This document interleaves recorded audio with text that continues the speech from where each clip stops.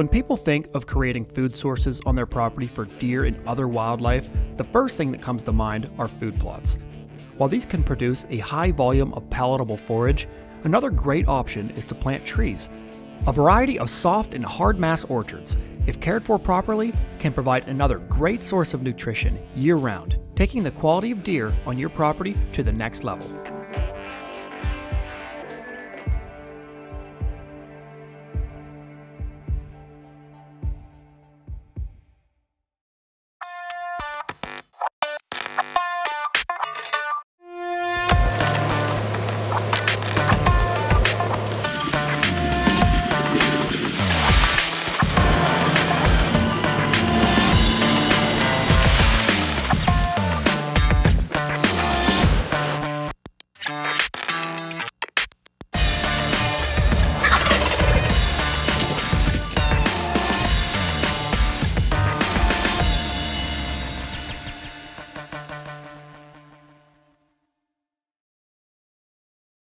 Hey guys, welcome back to another episode of The Off Season. On this episode, we're going to be talking about the benefits of planting trees for wildlife. While we all know one of the most popular ways across the country to attract wildlife onto your property are food plots, trees can also play a major role as well. In the past, we've been stuck in the groove of food plots, and as a result, our hard and soft mass trees have suffered. Now, after years of trial and error, we have found that successfully planting a variety of different orchards on our property can help supply high energy nutrition to whitetails through much of the year.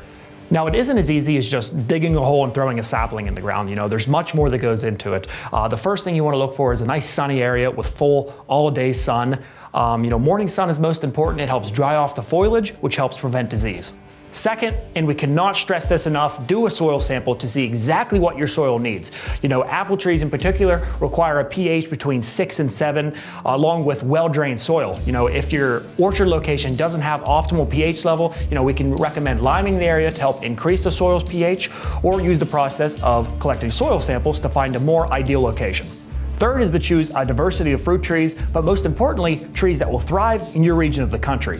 When I say diversity, do your homework, find out which trees drop fruit early, mid, and late season. Mixing a variety of species of fruit trees together ensures you will have attractive forage from late summer all the way through December. While there are a number of ways to plant trees in your property, we use two basic fruit tree options here on our farm. First are potted trees. Potted trees are by far the easiest to plant. They are much more likely to survive and are the fastest to mature and produce fruit. Second are bare root seedlings. While this is another great option, the trees are much smaller and take much longer to mature. If you go this route, the seedlings should be planted as soon as possible. If you can't plant them right away, you must make sure to keep the roots moist and in a shaded area.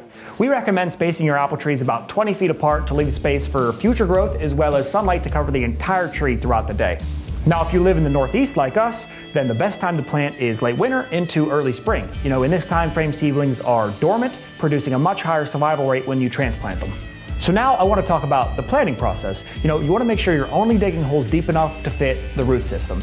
There's an aspect of the sapling called the graft union. Basically, this is where a young shoot of the plant meets the rootstock. Generally, you want to keep that graft union about 6 inches from the soil surface. We also want to make sure that we aren't digging the hole too deep and only backfill with the soil that we dug out. Not doing so could lead to the sapling settling deeper into the ground. We want to have it fully covered, but at the same time, try to keep it as close to the surface as we can. Once your sapling is planted, it is now time to protect your trees. We recommend using tree tubes as well as cages around the trees. The cages are solely to keep animals from browsing the foliage at the top of the tree at a young age. The tree tubes are wrapped around the bottom of the tree and pushed into the soil to prevent animals like mice and rabbits from chewing at the bottom of the tree. Now let's go into the field where we will be going over maintaining a mature orchard as well as our thought process when we decided to establish it. Hey guys, today I'm standing at a 10-year-old apple orchard on our farm. We've replaced some of the dead trees over the years with some new trees, but most of the trees like you see around me are older, mature trees that we've neglected over the years. We've been focusing on other aspects of our property and haven't really been focusing on our orchards. So today we wanted to come in here, do some pruning and managing our trees.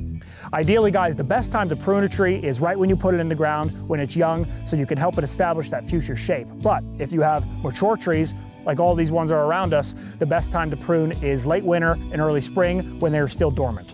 You know, apple and pear trees, which we have in this orchard right here, tend to do the best when they grow from one central leader. You know, sometimes at a young age, trees have multiple leaders. We usually remove them at a young age to help this central leader develop a little bit faster. Okay, moving outward to the branches, guys, you know, we want to make sure that we have equal spacing between our alternating branches, and the goal is to have a spiral staircase look the whole way to the top, or a Christmas tree shape. Our goal for today was to come out here to these orchards. I brought a ladder with us. We're going to try to get as high as we can, get rid of those dead branches, like I said, any new shoots, as well as any branches that cross over each other, and you don't want them to rub. So that's what we're going to do today. Let's get to it.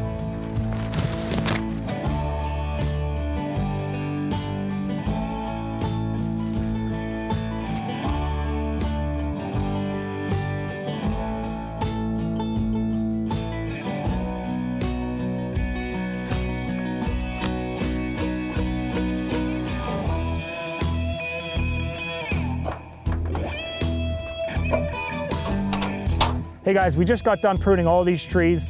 You know, I talked in the beginning of this episode about location and needing a lot of sunlight, but don't be afraid to implement these directly into your food plots. You know, we have a fall blend, a food plot that we disc all the time behind you guys, but where these trees are planted, these trees, the root systems aren't very deep into the soil, and the root systems disperse horizontally. So you can't disc anywhere near the trees. Prior to planting this orchard, we have an already established perennial clover plot. So, you know, we'll come in the late winter, frost seed it, and, you know, come spring warm up, we'll have a nice, lush, thick clover field underneath these apple trees.